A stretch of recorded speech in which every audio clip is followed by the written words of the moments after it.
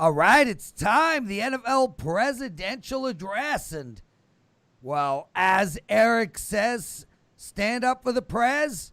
Stand up for Ralph and Matt, too. Ralph Michaels at CalSportsLV. Matt Joseph at Mid-Major Matt. And Proud Babylonian, he calls this the Big Show. Well, that makes me happy. Let's start with you, Matt. How are you? How have you been? What's going on? Tell us where you are. I am in my radio studio. We've got a basketball game that starts pregame at 5:30, Prez. So we got to keep this to about an hour or so because they'll yell at me if I'm not ready. But week 13 was not an unlucky week for me. I went 16-5 in my plays, props, teasers, everything. So it was my best week yet, and hopefully we can build off that this week. 16-5. Awesome. Wow. Ralph Michaels, what's going on with you, brother? Oh, doing good. College basketball kicking in. If you are watching this on Wednesday, I have a 5% if you're watching it live. You're going to have to get over there quick. You got to be there by 5:30 p.m. Eastern. Matt, I got a question for your props. Are props, as the season progresses, do you find your success progresses just because you follow them so close and you know the tendencies better? Well, I would say that there's certain players that have been very kind to me and certain players who are getting bigger roles, at least from the fantasy football. You know, if they tell me to pick somebody up fantasy football wise, maybe their props are a little undervalued and you can get some value in them. So we got some interesting players we're going to talk about throughout this show today. Awesome. That was a great question, by the way, Ralph. Got ice in my mouth. Prez, I know you were going to ask it. I'm sorry I did right before you. Yeah. My apologies. I wasn't going near that. I got to give Superman a shout-out. We all know how great he is, an MVP for Wager Talks videos. And he says, Ralph, this is the only show he catches live. I take that as a compliment. That makes me feel great, Superman. Thank you, brother. Shout-out to all you guys in the chat room. Tyrone, he says, let's get it started. So let's get it started. Black Eyed Peas song. Patriots, Rams.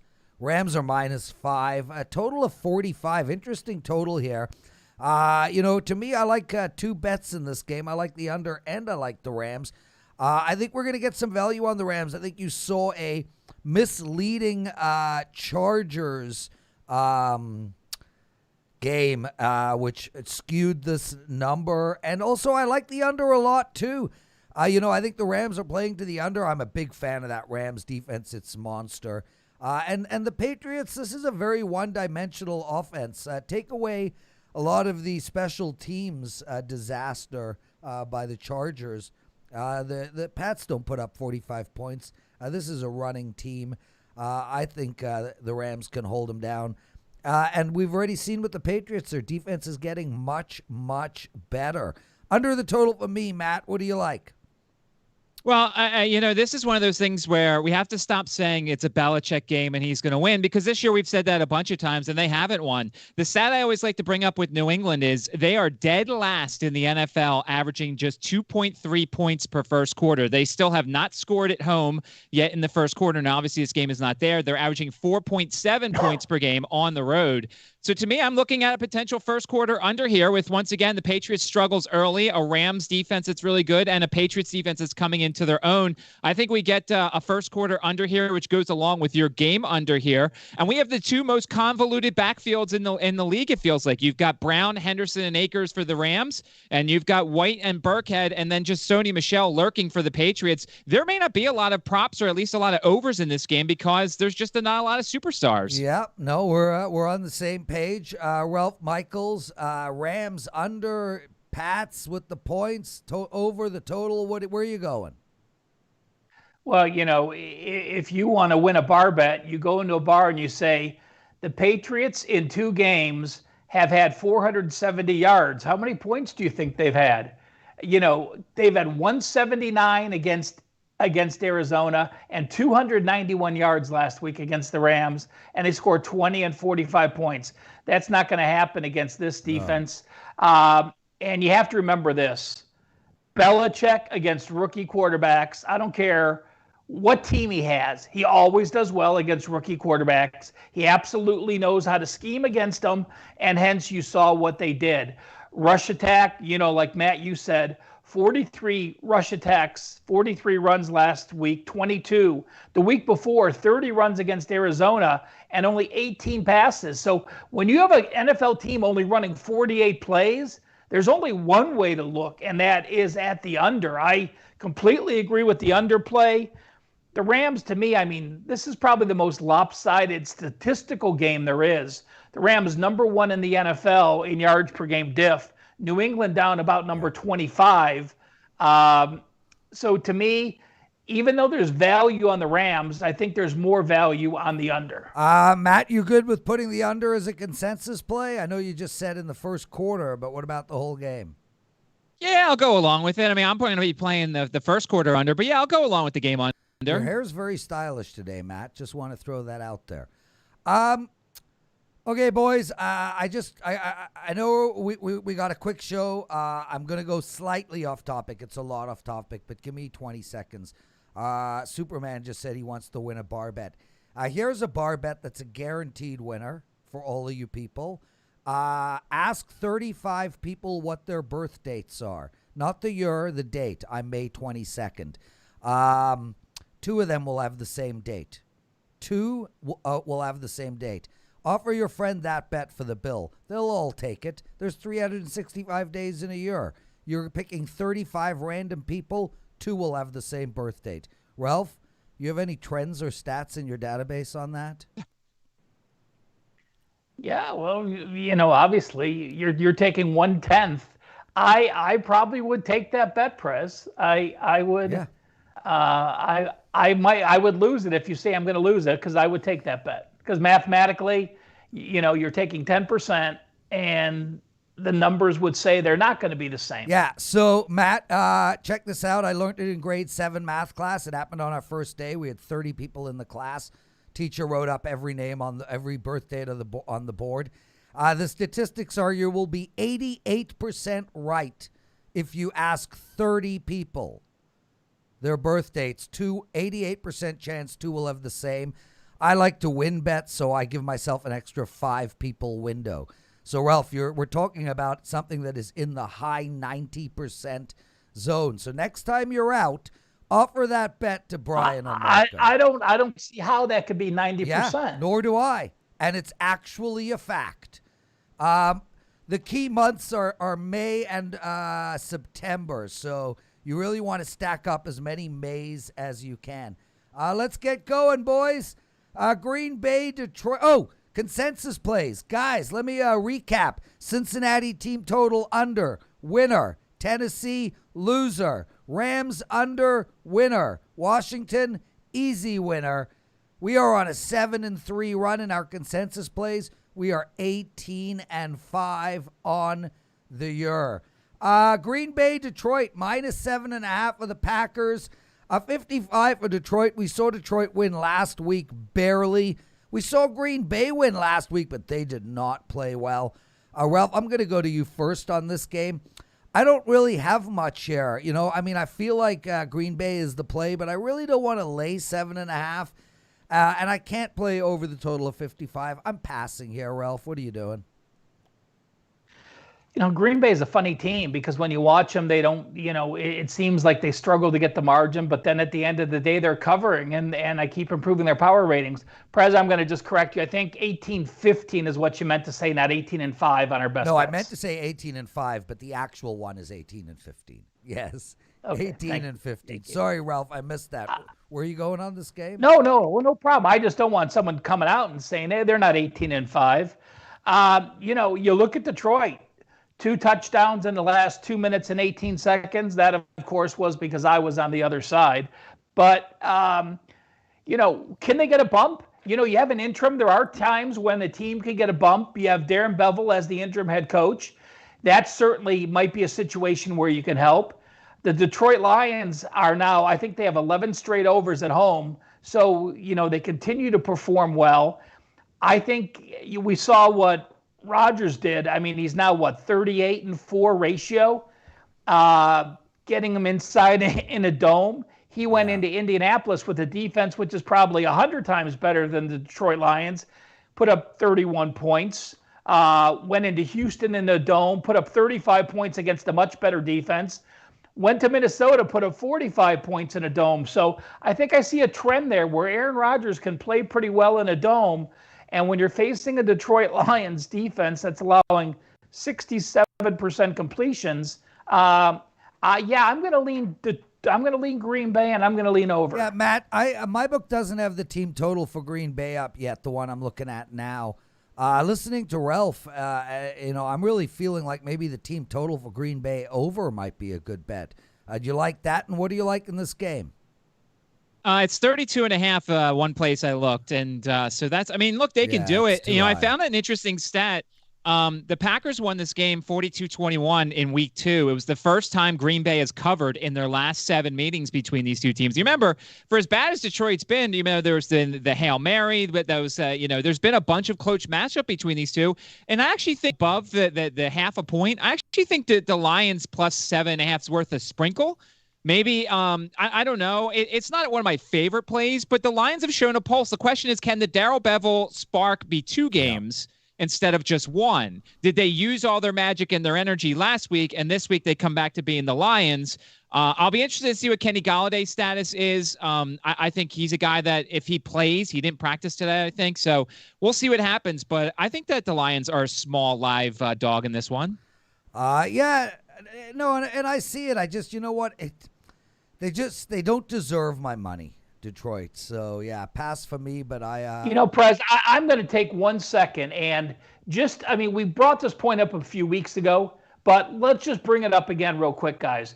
Matt brought this excellent point up about sometimes when you like a total, you could find advantages in the first half, betting the full game, or betting team totals individually. So the Detroit Green Bay total is 55. So you subtract the 7.5 points away from the total, which gives you 47.5. You divide the 47.5 by 2. So each team total is 23.5. You add the 7.5 to the favorite, and you have 30. And what did you say it was, Matt, that you saw earlier? 32.5. So, there may be some that open in that 30.5 range, which is what you do when you divide the team totals. So we're talking totals. We're talking Green Bay totals. But always look at the team total and the game just to help you find more value when you're betting a total in the NFL. Yeah, and that's such a great point, Ralph. And also, guys, 31 is a very key number in team totals. So big difference between 30 and 32.5. Well, I'm finally on a run in NFL. I had a rough start to the season, but I am rolling now. I got a 5% play up for Sunday, and guys, one thing that has been going really well for me over the last 12 months are my 5% plays. They're just gold. I got a coupon for all of you guys. I'm giving it out on the NFL Presidential Address. It's Prez, Prez or Z 20. Prez 20, half price for my 5% NFL play. It's up now. One of my favorite plays of the entire year, too, Ralph. I'm so freaking excited about this play.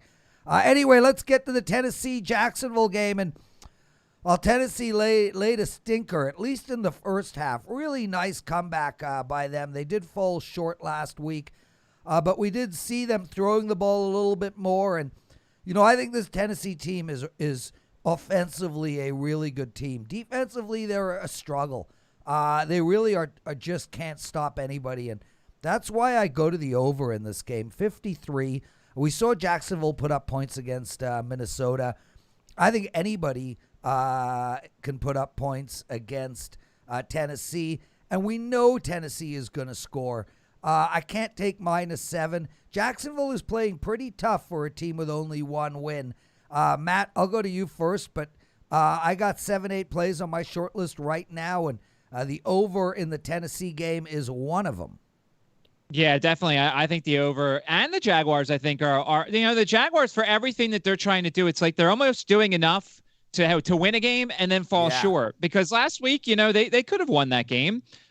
They were tied late. And I think Mike Glennon is actually playing competently. The fun stat here is James Robinson, the undrafted running back from Illinois State, who I talked about way back in week 2 or whatever, that I really liked. He's got the 3rd most touches in the NFL behind Dalvin Cook and Derrick Henry. So, any James Robinson props certainly come into play here against a Tennessee defense that's not very good. Tennessee, the only team in the league that's averaging 27 points per game or more and allowing 27 points per game or more. I like your over here. I think that there could be a lot of points here, and I think Jacksonville could also be on my short list because I think they're live here. Yeah, and why not? I mean, all they're doing is covering week in, week out. Ralph, where are you going? Do we have a second consensus play early in this show? Yeah, I'm okay with that. And you guys talked about Jacksonville playing. Well, you have to learn how to win before it takes an effort to win games. But you guys talked about it. The last 4 out of the last 5 weeks, Houston, a 2-point loss. Green Bay, a 4-point loss. Cleveland, a 2-point loss. Minnesota, a 3-point loss. That is excellent. Yeah. That is excellent play. Now, I've got one way that I like looking at defensive numbers, and that is based on what you allow over the average of what a team has in the season. And that gets stronger as the season progresses because now we're 10 games in. Well, Jacksonville hasn't held any opponent to a team low, to a team second low, to a team third low, or to a team fourth low. And in fact, they're last in the NFL. When Jacksonville plays an opponent, they're allowing 57 yards more than that opponent averages in every other game. When I look at Tennessee, they are number 28 in the league, allowing 43 yards more. So, when I do my totals, basically I'm looking at what Tennessee averages in the last 5 games. You add in an extra 57 yards because you're playing Jacksonville. You look at what Jacksonville has averaged their last 5 games. You add in the extra 43 yards for Tennessee, and I agree. So I like Jacksonville in this. I like the over. Jacksonville also 5-0 as a division home dog their last 5 games. And this Tennessee team, we all look at the record now, but let's remember, they were 5-0 to start the season. Yeah. They are now 3-4 their last 7 games. So if we break the season down into 2 quadrants, this is a losing team. And we've also seen, a couple teams slow Derrick Henry the last few weeks. Actually, it was really the Bears and the Browns. So both good D lines there that did slow them down. So, and I wouldn't put too much in Tennessee's great offensive performance. Those last 2 touchdowns against the Browns were the Browns in prevent offense, but they still did have enough offense to get over this total. Awesome stuff, guys. You're watching the NFL Presidential Address, Week 14. Let's keep it moving. Dallas and Cincinnati. Oh, Dallas. I had the over in the game last night. 4 missed field goals, Ralph. I tweeted you.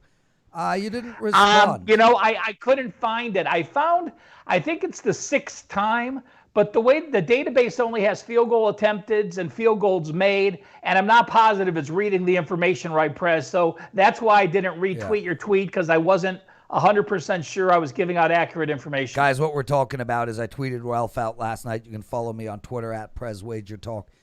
I asked him how many times, when was the last time 4 missed field goals? And, it's more interesting than people might think, because if you look at the Super Bowl props, I think the total amount of field goals made in the Super Bowl every year is only 3.5. So to miss 4 field goals means there has to actually be 4 field goal attempts. I can tell you, Prez, the last time was 2018, the Packers against the Lions. Yeah. They went 1 of 5 on field goals. For sure, it's something that does not happen very often. Anyway, a minus 3.5 for Dallas, 42.5, 43 for the total. God, I mean, look, Cincinnati, a disaster right now. With that said, I can't take Dallas. This Dallas team has to be sitting there thinking, God, how do we get this year to end? We just want this year to end already. The pain is too much. I'm laying off of this game, Matt. I think the only thing I could play, and I'm considering, is the Bengals are one of those half a point in the first quarter teams. Dallas looks defeated. Like, their defense just looks like they don't want to play. They don't want to be there. I just want to pay attention to the injury report, see who the running back is, because everybody's running on Dallas. So whoever that Bengals running back is, I'm probably going to take the over on his prop here. And I think I may consider taking the over half a point in the first quarter for Cincinnati, because I think they can score on this Dallas defense early. Well, I think anybody can score on this Dallas defense. That's for sure. Guys, we just had a correction. The Rams game went over, not under. So there goes our 7-3 run. But that's okay. Ralph, what do you like in this game? Yeah, I'm looking at the defensive numbers. The 31st team in the NFL rushing defense is allowing 4.86 yards per carry, and that's Houston. Dallas is the 32nd team, allowing 5.2 yards per carry. So great point there, Matt, on yours. Andy Dalton returning to Cincinnati. We'll see what happens. I think people want to get him a win, but I'm like you, Prez. I still look at the talent. Yes, Dallas lost a lot. And yes, they have injuries. And yes, the offensive line. And yes, no Dak. But you still look at who they have. And again, they should be at least a 6-win team. So beat me once, shame on me. Beat me twice, shame on you. And I just won't let it happen a third time. So I'm going to take the same stance you are, Prez. Andy Dalton returning home, feel-good story, but that's about it. Ralph Michaels with us at Cal Sports LV. Matt Joseph at Major Matt. Shout out to you guys for joining us. Johnny Outlaw, Trans OG, The Dan Show. Glad you made it. Rob Sanchez, Art, Mateo. I love that name, Mateo. That is a solid freaking name. Love having you guys with us. Make sure to hit that like button. Greatly appreciated. And a shout out to some of the guys at Wager Talk, Ralph. I know we spoke about this on Wager Talk today. Gianni, man, 11-1 NFL Sunday. We got some insane streaks. LV Chris, Las Vegas Chris, 17-4 NFL run. Gianni, 16-3 NFL run. McGinnis, 8-0 NFL run. Marco, 8-1. Mid-major Matt, you 16-4, 16-5, right? 16-5, yes. I mean, just outstanding stuff. Great time of the year to jump on anybody at Wager Talk. Ralph, do we have any specials going on for our friends who watch us? Yeah, we have a coupon off a 50% off any one-day package at Wager Talker Sports Memo. And I am going to find it during the show. Try to find it as we do this and we start the next game. You got it. You do that. Guys, if you want my 5% play, you can use the coupon Prez20. That's half price off. Arizona against the mighty New York Giants. Teddy and I spoke about them today. Teddy was like 40-1 for the Giants to win the Super Bowl. He finds value there. Carmine has a joke that he keeps using in regards to the Toronto Maple Leafs. Basically, guys, 40-1 for the Giants to win the Super Bowl literally means if you bet $100 for on the Giants to win the Super Bowl, you will lose $100. With that said, Arizona -2, 45.5. I got to go to the under here, guys. The Giants defense lights out right now, and they're getting enough done on offense to win. I don't mind the points here. If I had to take a side, I would take the Giants, but for me, Matt, I think the under is the way to go. And we've seen Arizona slow down a little bit on offensive as well. The league's catching up to Kyler Murray. I got a tough time believing that this game's going to go over. That play is on my short list. So for the Cardinals, just to go along with what you said, only the Bengals have had fewer yards per play over their last 3 games than Arizona has. And you notice the difference. Why? It's because Kyler's not running, and Kyler's hurt. That shoulder injury, he says he's over it, but I mean, he doesn't look like he's over it. When you look at this offense, you also get Larry Fitzgerald back. He was activated off the COVID list, so that's going to help out, gives them another weapon, because we all know James Bradbury is good for one corner, but the Giants' other corner has been a weak spot for them. You can run on the Giants. Since losing Corey Peters before Week 11, they've allowed almost 5 yards per carry and 5 rushing touchdowns. So Wayne Gallman comes into play here. The other thing to look at here is the Cardinals have allowed the 4th most rushing yards to QBs. The only question is, if Daniel Jones does play, which it looks like he's on track to, will he purposely not run? Will the hamstring injury keep him in the pocket more? That's a bit of a concern. If he's not running, he's not keeping teams honest here. So it's something to watch for. If Jones looks like he's going to play but not run, I may consider the Cardinals. If Jones looks like he's 100%, I'll probably end up playing the Giants. Awesome stuff, Matt. Ralph, one of our listeners, Rob Sanchez, writes, there's no way Arizona is going to lose this game. Come on, guys. Yeah, that's what the idiot Prez thought when the Giants went to Seattle, and I put them in my 10-team teaser. Seattle, that is. If the Giants can beat Seattle on the road, surely the Giants can beat Arizona at home, Ralph. Well, okay, let's take a look. In the last 4 weeks, the Giants are 4-0 straight up. In the last 5 weeks, Arizona is 1-4, 0-5 ATS, and their only win was the Hail Murray. They could easily be 5 straight losses. So, you got a team with 4 straight wins against a team that could be 5 straight losses. 4 of those losses, if Murray doesn't rush for a touchdown, they're 0-4 this year. He's banged up. They ran for 92 yards last week. You have a Giants defense that's holding teams under 100 yards per game rushing, 97 yards rushing, 4.0 yards per carry. I think the Giants hang close. I don't know if I'll get to the window with them, but, you have to look at body of work. And you really, Matt brings up, I love last 4 weeks. I use last 4 weeks. Matt, a lot of your numbers are last 3 weeks. This is the NFL, guys. There's ebbs and flows. You need to look at last 3, last 4, last 5, whatever you're comfortable with. Forget about what happened in previous to that and use those numbers as you're handicapping these games. Make those numbers, and that's where you find value in the NFL. I know Las Vegas Chris does that. He and I talk a lot, and that's why you find value, because you are, you're taking that value not from what the full season and Joe Public thinks, but what the current situation is. Boys, next game is Houston-Chicago, and while the Chicago team is reeling, Mitch Trubisky, a little bit of hard luck. He had a pretty decent game last week and just lost it at the end there. Playing a Houston team who, well, I'm still ready to kill. I don't know if you heard about this, Matt and Ralph, but I broke my second TV of the NFL season on Sunday. I don't spend a lot of money on these. I have a monster, and then I put 2 small ones on the side.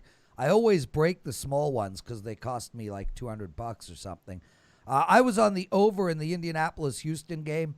Ralph, first time in history of the NFL. First time in history of the NFL. 2 teams scored 17 points each in the first half and under 3 in the second half. Never happened before. Happened to this man. Lost the over. And with Houston, bad snap on second down and goal. I can't bet this game, guys. I mean, if I had to, a gun was held to my head, I would take Houston because Chicago's just that bad. But, man, I don't have to, so I'm just freaking passing. Matt, what do you like? This is the what could have been bowl. Deshaun Watson should be suiting up for the Bears instead of Mitch Trubisky. But, of course, you're going to see Deshaun Watson with the Houston Texans. Shouldn't Patrick Mahomes be suiting up for the Bears? He could have, too, but everybody was talking more about Watson that night. So at least Watson was a slightly more realistic thought there. But you look at this Texans team, and it seems like they're playing well for Romeo Crennel. Yeah. They've scored 64 first-half points since Week 11. Only one team has scored more than that stretch, and so they've hit the first half over. Their total's 23.5. We just saw Matt Stafford throw for 400 yards on these Bears. So Deshaun Watson, even without Will Fuller, at least for the first week, looked pretty good. Brandon Cooks getting that concussion. This is a Kiki Kuti type game. If you figure that Fuller is going to follow Brandon Cooks. Also, the Bears have allowed the 6th most yards of tight ends and the 2nd most touchdowns, putting Jordan Akins into play. He ran the 2nd most routes from the tight end position last week behind Darren Waller. Cole Kmet, the tight end for the Bears, 7 targets, 5 receptions last week. He could be surpassing the carcass that is Jimmy Graham. So I'll be looking at the tight ends in this one. I lean to the Texans, but I'll probably look more in the props in this one. Matt, Trance is loving your backdrop. That's not actually a backdrop, Trance. That's a legit wall.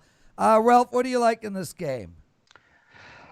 Chicago, first team since 1967 to start at least 5-1 and then lose 6 straight games. So, I was on them last week. That Detroit game was a game. They gave up 2 touchdowns in the last 2 minutes and 18 seconds. It's not what you expect from their D. I think Houston's more talented. And you look under Romeo Crennel. You know, they got the win against Jacksonville. They beat New England. They beat Detroit. So you have a 6-point loss to Indy where Deshaun fumbles on second down, and then you have a 3-point loss to a 9-3 Cleveland team. So to me, there's potential for Houston. I am not going to bet Chicago anymore, no matter what the line is, because they're just a team now that looks like they've quit. They get some players to play, but it looks like at the end of the day, when you're tired and worn out, they are just ready to toss it in.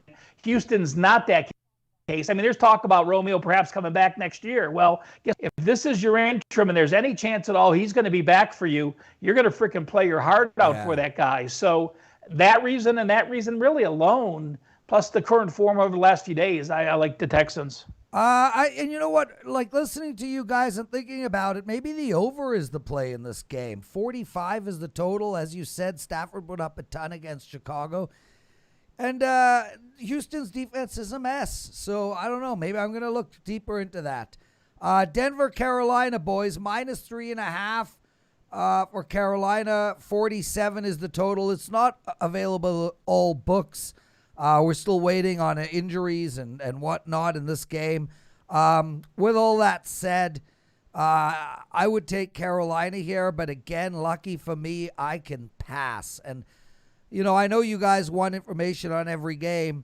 If I'm not even gonna bet a small amount on a game, I'm not gonna give out information. I'm just gonna, as far as I'm concerned, Matt, a pass is information. What do you like? Well, I mean, right now it's a pass for me too, because you look at this Carolina team. They just put DJ Moore, Curtis Samuel, Shaq Thompson, Derek Brown, Greg Little, and 4 other guys on the COVID list. That makes a huge difference. I know McCaffrey's coming back. You know, if we get Samuel and Moore and those guys, I think this is a sneaky over here, because the Broncos defense, without Bryce Callahan, who went to the IR, and A.J. Boye just got a PED suspension, they're on their 3rd and 4th corners. We know Teddy Bridgewater can sling it all over, but he needs all his weapons. So keep your eye on the COVID list, who's coming back. But I think this is a sneaky over here if everybody's healthy, because Carolina's defense isn't good. And Drew Lock's starting to get a little bit better here. But I got nothing for you right now until we get an update on this PED list. Ralph, you and I are probably around the same age, man. When I look at Drew Lock and Justin Herbert without their helmets, God, do I ever think we're old, man. I mean, when I was 20 and looking at the NFL guys, there's no way that anybody looked that young. I mean, Justin Herbert looks like he's in puberty, and Drew Lock looks like he hasn't even reached it yet. Anyway, with that said, what do you like in this game? Well, I'm going to be keeping my eye on that COVID list that Matt mentioned.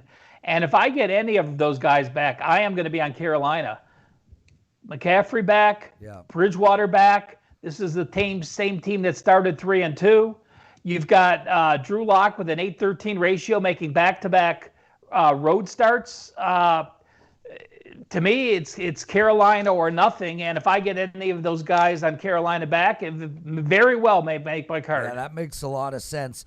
Everybody, thank you for being here. 300 of you watching, 67 thumbs up. That means 133 of you have not hit that thumbs up button. No, 233 of you. How about half of you please do that? Yeah, Matt, my math isn't world class. Minnesota, Tampa Bay, a game that was featured on Wager Talk today. Las Vegas Chris took it apart. Again, shortlist game for me. I love the over in this game. I also lean on Minnesota.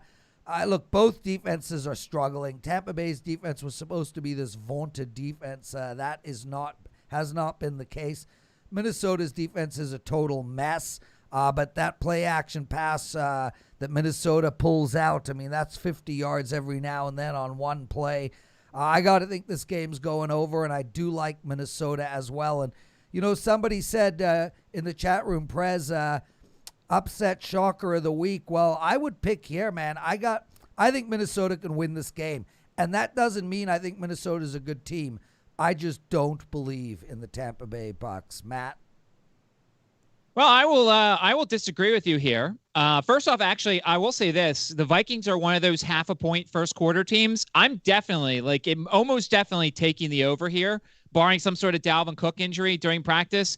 The Buccaneers are 31st in the NFL, allowing 7.5 points per first quarter, 12.7 their last 3 games average-wise. And remember, we gave out the Rams-Bucks first quarter. The Rams were over half a point, and they went easily. They went right down the field on Tampa Bay. So I think the Vikings can certainly do that, score in the first quarter. But I think Tom Brady goes nuts here. I think this is a 3-touchdown, 350-yard passing day. The Vikings secondary is terrible. They're fresh off a bye. He's had 2 weeks. People starting to doubt him a little bit. This smells like a Brady to Gronk, Brady to Evans, Brady to Brown. I think any props to have his yards or passing touchdowns over, I think the Bucs go wild today on this game. So I'm going over on the Bucs team total. I think they win easily in this game. And Matt, I'm okay with that because I'm not going to bet Minnesota. I mean, I'm going to bet the over in this game, and it feels to me like you like the over in this game. So, Ralph, I'll go to you. Do we have a consensus play on the over? No. Ralph, get off the show. Okay. Minnesota has a play action pass that goes 50 yards once a game. Well, guess what? They don't if they can't run the ball, and you have the best rush defense in the NFL. 74 yards, 3.3 yards per carry. You look at Tampa Bay. They're off back-to-back losses, and they have 5 losses. What the hell's happened? Let me recap those 5 losses. Kansas City, Super Bowl favorite. LA Rams, one of the best teams statistically. The New Orleans Saints twice, the best team on a 9-game win streak. And at the Bears, a 1-point loss where they turned the ball over a couple times in bad weather. I have no problems with this. Maybe I'm reading into the hype. If you read the Tampa Bay papers this week, Tom Brady is like, oh my God, this bye came at a perfect time. This is incredible. Everyone's healthy. We are getting along. This is going to be a monster game. But I'll buy into it. When I look at their body of work and who they've lost to, they have the best group of losses in the league. And again, play action doesn't work if you can't run the ball. I like Tampa Bay. And Prez, let's jump back to that coupon, and you can mention it now and at the end of the show. DAILY50. So DAILY50. 50% off any daily package at Wager Talk and or Sports Memo. You can use it once at each place. Excellent stuff, guys. DAILY50, half price for any daily package. You can use it at Sports Memo, and you can use it at Wager Talk. Okay, boys, let's keep the show moving along. Well, Ralph, really quick, you like the under or the over in the Tampa Bay game, or not, or neither? You asked me, and I said no on the consensus. Okay, I know, but I thought you were going to elaborate, and you didn't. Matt, you're... Well, because I'm talking about a one-dimensional Minnesota team that's not going to be able to do what they do to be able to run their offense the way they want. So, therefore, no. Okay. Guys, the odds that we're using, you can find at wagertalk.com, our odds sheet. It's world-class. Please check it out. And it's still only V1. Just you people all wait. Let's get to the Kansas City-Miami game. Kansas City -7, 49.5 here. Super interesting total. I'll start there. Obviously, Kansas City can put up points. Miami is just playing at the slowest pace possible. I think they're the second best defense in the league.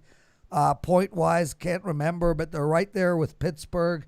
And here's the thing about Kansas City and why I am going to pass on this game. You know, I think Kansas City's playing possum. I spoke to Teddy about this on Monday. He doesn't agree.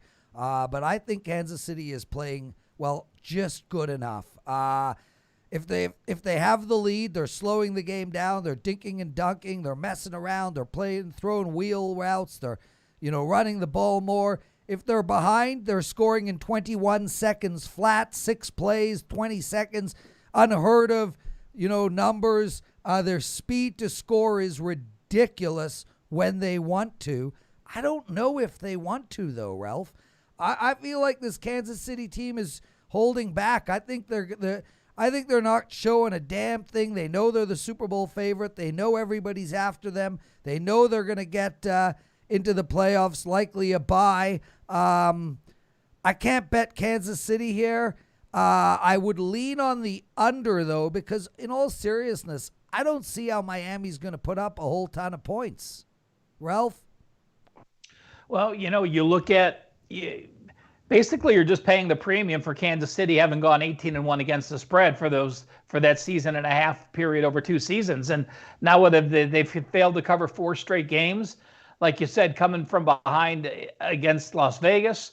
I'm not saying they're playing coy, but they certainly don't keep their foot on the gas when they're up. And I was thinking to myself, I may have mentioned this last week, when the way he was moving the ball against Las Vegas and he was down 4 points or down 3 points and he was at his own 20 with like a minute and 30 to go, I would have made the line even money that he scores that touchdown. Yeah. Where the live line betting, you had value because they were dog, but to me, a live line, the yards haven't matched. I mean, they keep putting up yards. They've been kicking field goals. We saw that against Denver, but Denver is a division foe that knows how to play them. Again, I'm not going to play into the inflated line, but I'm not going to play against this Chiefs team. I mean, even though they haven't covered 4 straight weeks, if Miami makes any type of mistakes, to me, Miami's got to play almost a perfect game to get into this one. And if they make mistakes, KC wins and covers. But I'm not going to bet on that. I'll tell you, Matt, I think the Tua Fitz thing is fascinating in the sense that I wouldn't even mind if they jump back and forth. If I'm playing a team like Kansas City, who I know are going to put up points, I think I'd probably roll out Fitz. I mean, yeah, he's inconsistent, but one thing we know about him, when he's on, he's got 4 touchdowns in him on any given Sunday. I think he's a better starting quarterback this week than Tua. What are your thoughts on this game? I don't have a lot of thoughts in this game, although I was reading a couple of articles that said the Dolphins may want to go up tempo and no huddle in this game, which I think would be good for their offense. No. But I don't think it would be good to play a fast break game against the Chiefs because they'll just beat you. That's like going up against the old Warriors. You don't run with them. You make them slow down and frustrate them, which I think this Miami defense can do. Remember, they have 2 really good corners. They have a front line that's healthier now with Christian Wilkins returning from injury, and they have the pieces to at least make things harder on the Chiefs. The guys who usually do well against Miami are the slot receivers because their 2 outside guys are really good. Tyreek Hill didn't practice today due to an illness. I don't know what that means. We assume he's going to play on Sunday, but something to watch here. If Tyreek Hill's out, I might consider Miami. But right now, I'm not taking anything in this game. Yeah, and one thing to remember with the Dolphins, just played the Chargers, Denver, the Jets, and Cincinnati. So we're all high and mighty on them. I'm not. The Dolphins finish with Kansas City, New England, at Las Vegas, and at Buffalo. Quite a tough 4-game stretch there to end the year. Yeah, and listen, if Baltimore keeps winning and Las Vegas can turn it around, I don't think Miami's going to make the playoffs. But I don't fear Miami, and I don't think Miami can stop Kansas City.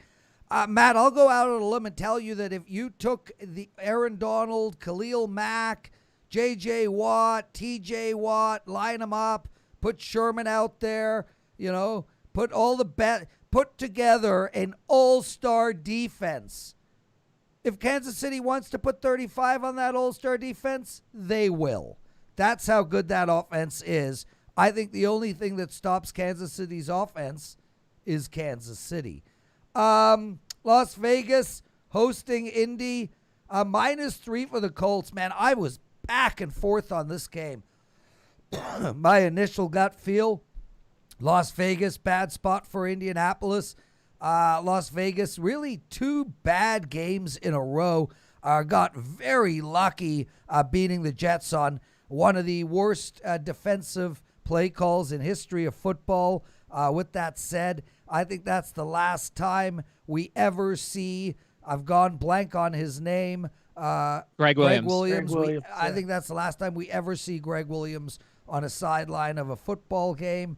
So my initial feeling was Vegas. Then I thought to myself, well, Indy is just better. They're just a better football team, and Indy needs to win too. So then I jumped over to Indy. Now I'm saying this game's going over the total of 51, and that's where I'm going to stop, Matt. I like over the total. I don't know. You guys know I don't like the Raiders. I mean, they have not. I think they're overrated. I don't think their defense is very good. If Abram doesn't play, and it doesn't look like he's going to play, the back end of that secondary is rather young, and they're not very good. And Josh Jacobs helps legitimize the run game. And we all thought, oh, Devontae Booker was going to have a great game last week against the Jets. He had like 50 yards rushing.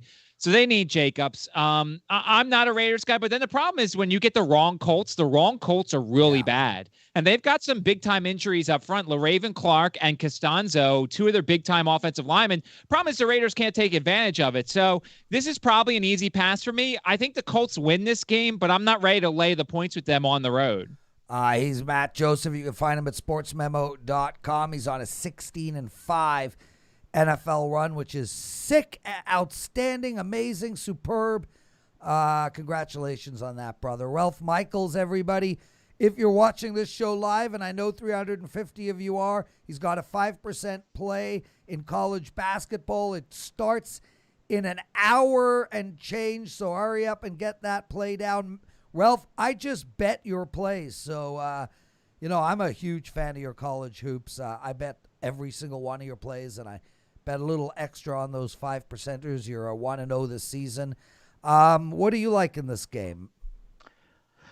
Well, I'm a rush guy, and you look at the Raiders, 89 yards, 40 yards, 72 yards the last three games, 3.4, 2.9, 2.9 yards per carry. And that was against an Atlanta defense, a Jets defense, and a KC defense. So do I think they can run on the Colts? Hell no, I don't. Colts allowing 3.8 yards per carry. So for me, it's only one way. It's one way. I don't really want to back the Colts, but there's no way I would bet the Raiders. So let me just say that. My opinion by default would be the Colts because I don't want the Raiders, but I'm not betting the Colts. Ralph Michaels, everyone. You hear him every single day on Wager Talk Today, one of the best shows you'll ever watch in your life. Teddy and I co-host. We have 3 different guests every day, Ralph being one of them. 12 Eastern. See you tomorrow. Make sure not to miss that show. New York Jets on the road playing Seattle. I would not want to be playing Seattle after that debacle last week. With that said, Seattle's really been struggling of late all around. Their defense has definitely gotten better. But guys, short list play again for me. Another play I will be betting over the total. I know I've mentioned a bunch of overs, but I actually play about 50-50 over and unders. I was on the under in Washington on Monday night. I like the over here. I like it a lot, Matt. I think we're going to see, look, the New York Jets defense is a complete nightmare. I think we're going to see Seattle put up it well into the 30s.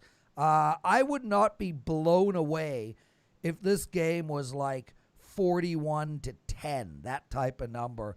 I'm not going to lay points with Seattle. 13.5 is just too much.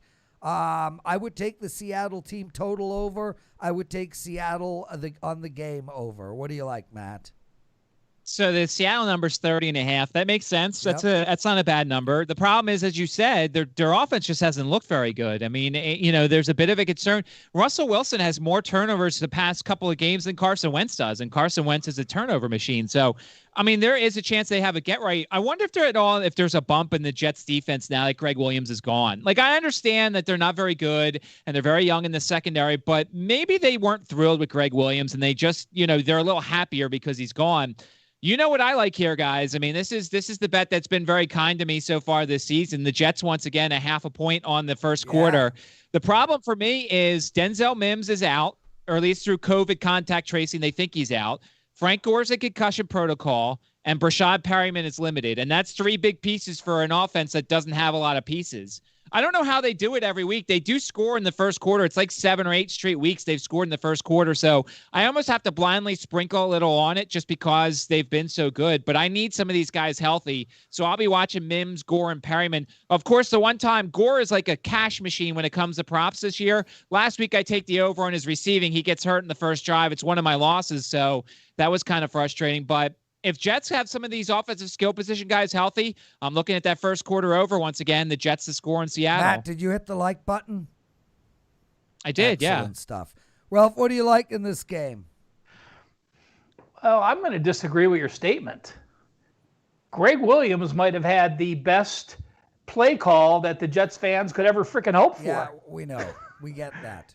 Now you get Trevor Lawrence. Hell, I'm sure the GM and the owner gave him some money on the side, said, listen, blitz everyone. Let's lose this game. It's the only way we can lose.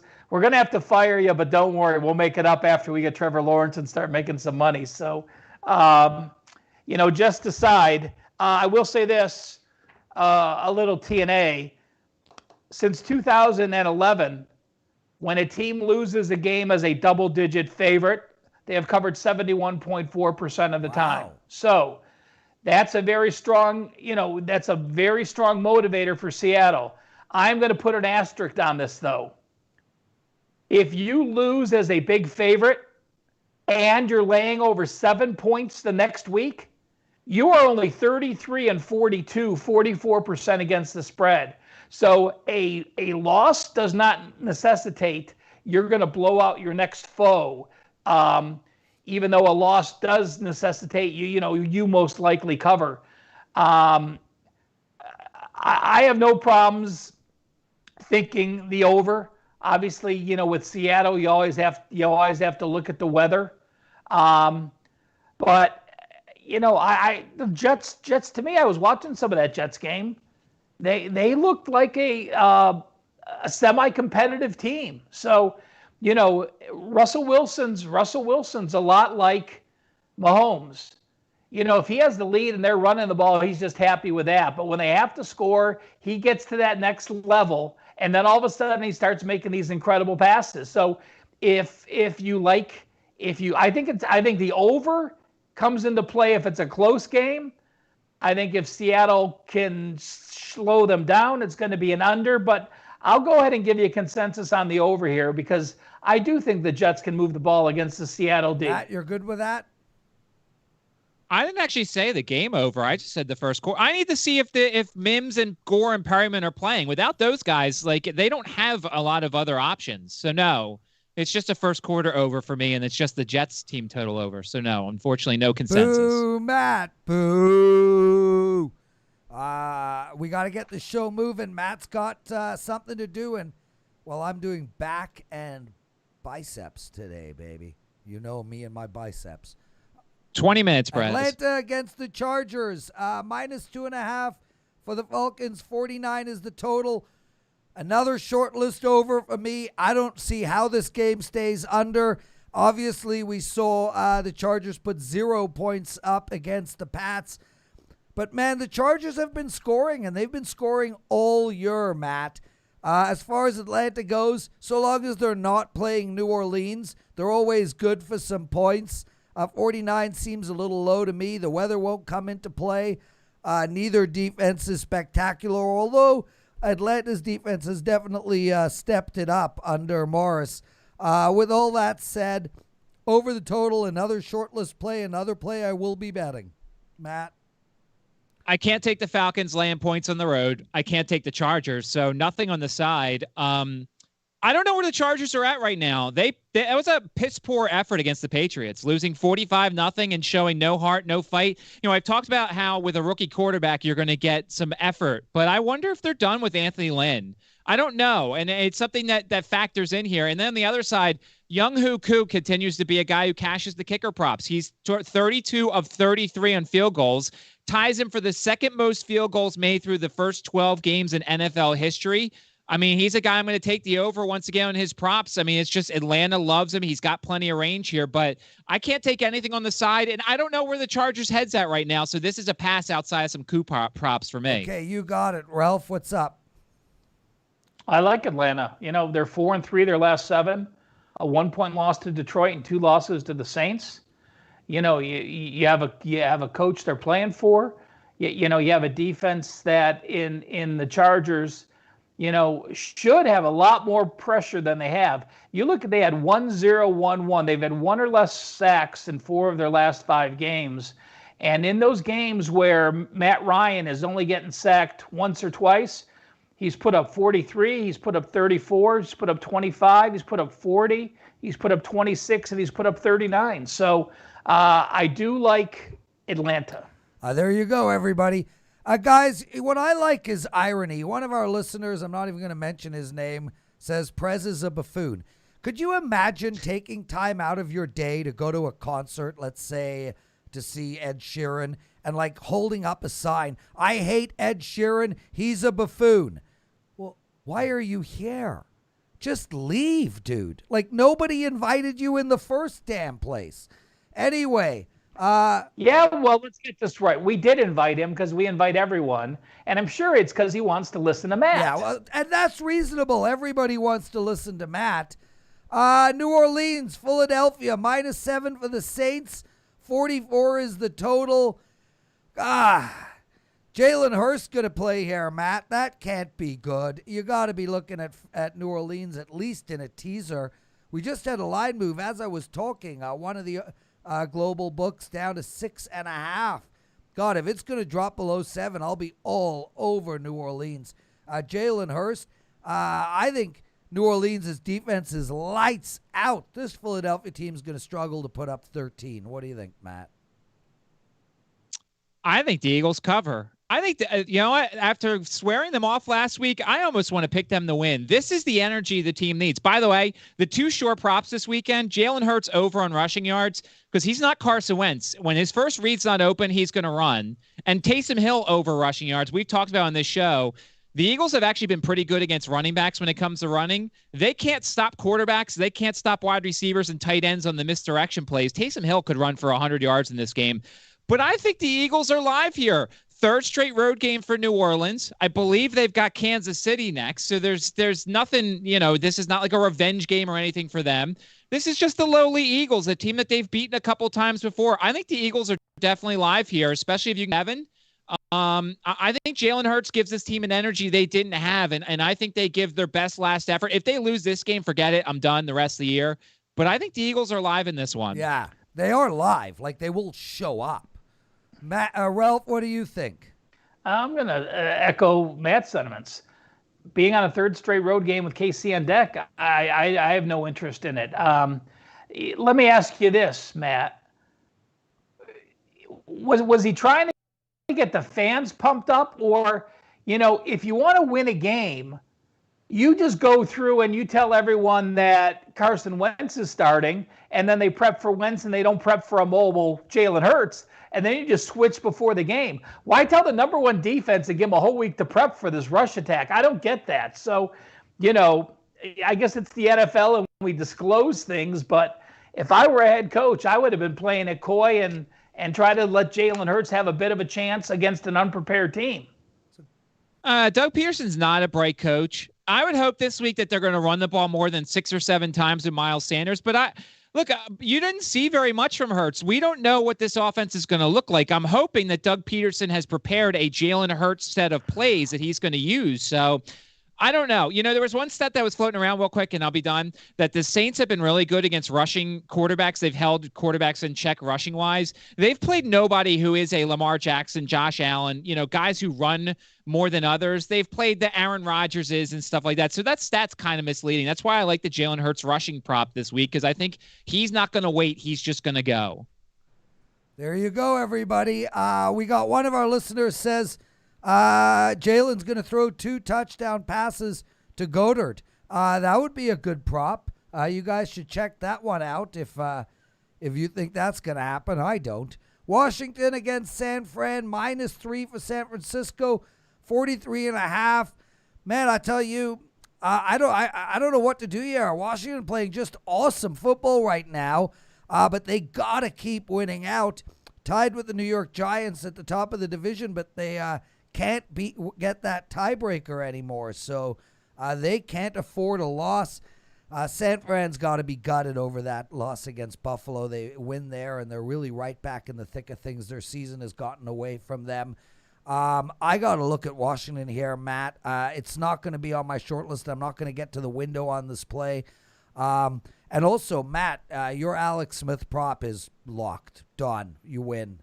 Good job. You called it at the beginning of the year.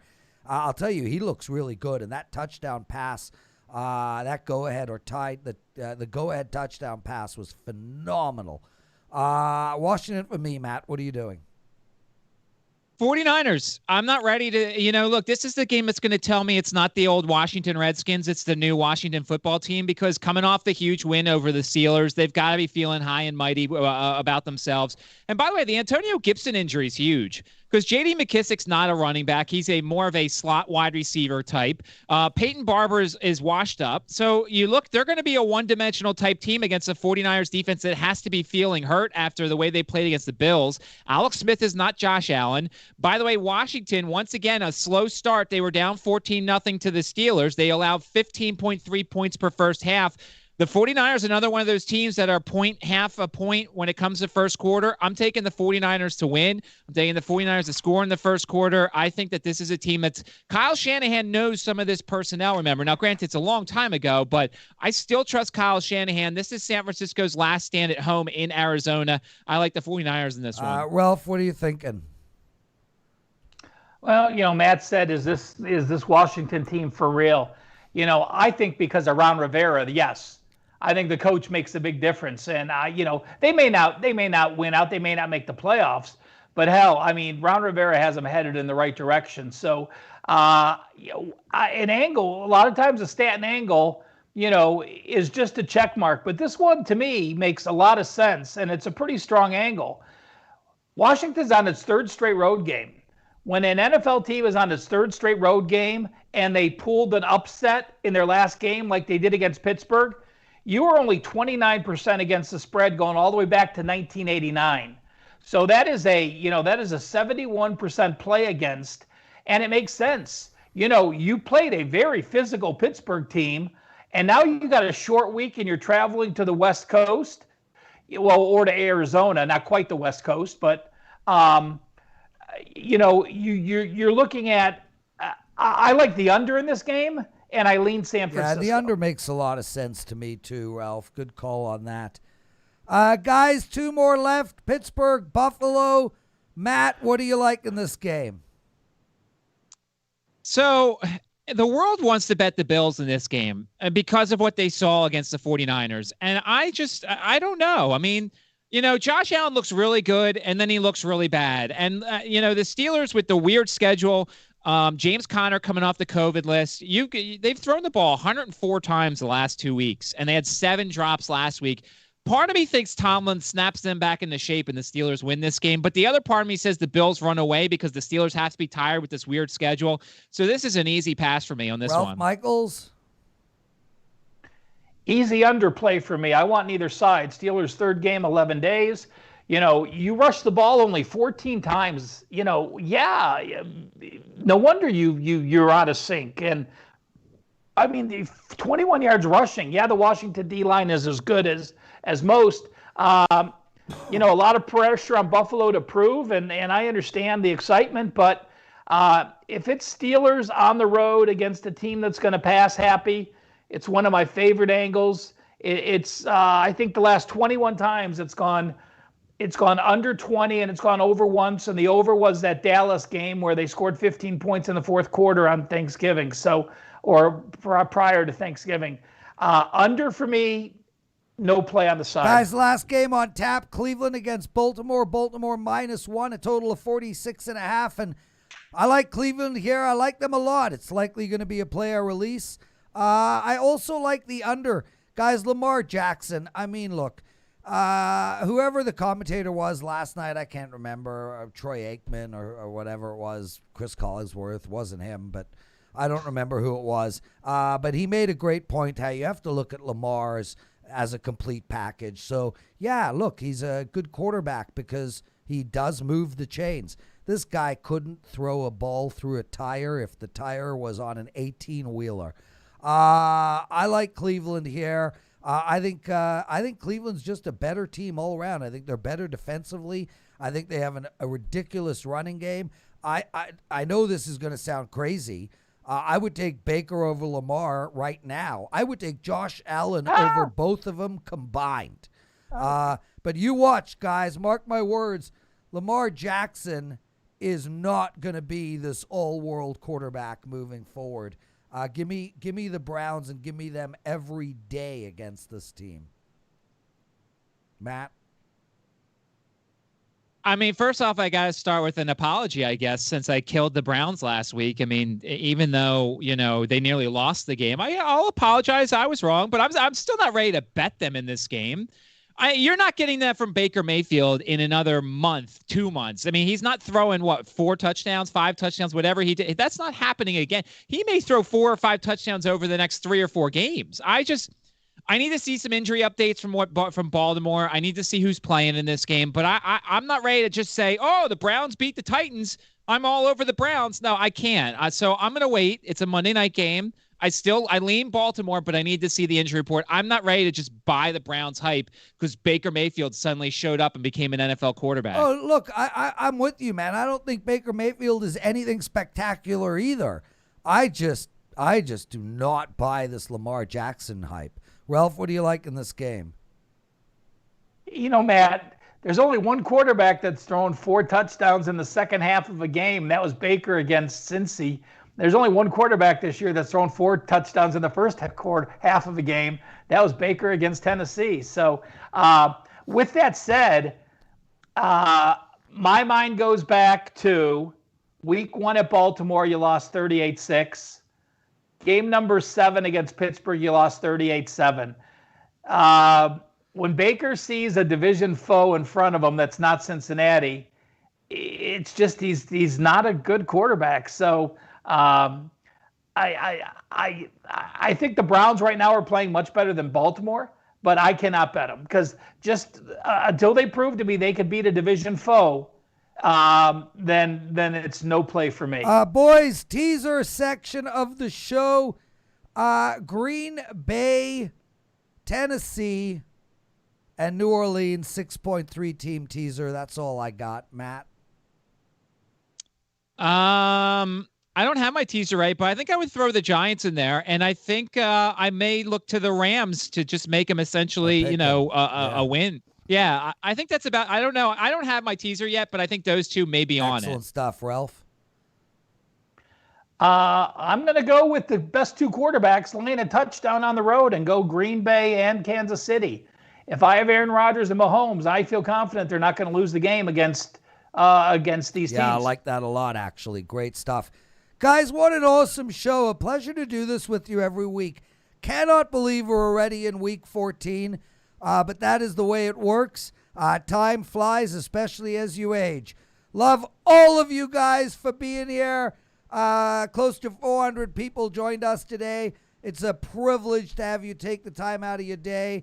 Matt, have a great time working at the radio station you're at. Ralph, best of luck in your 5% play tonight. Guys, use the promo code DAILY50, half price off of anybody's daily package. You can use that promo code for my 5% play as well. It's up, it's loaded. We'll see you all tomorrow on Wager Talk Today. Dave Koken and Gianni. And on Friday, we've got Rob Vino and Andy Lang. Also, make sure to watch Matt, Andy, and Andrew McGinnis, the prop show. Matt, props to you on that show. It's only getting bigger and bigger by the week. Ralph, what's up? Let's not forget, college basketball show started this week. Joe Ranieri, myself, Dave Koken will be adding more guests next week. Mid-Major Mad will be part 10:45 Pacific every day. Break down some of the main games, go over what happened yesterday, what we learned, how to make you a better college basketball better. Monday through Friday, 10:45.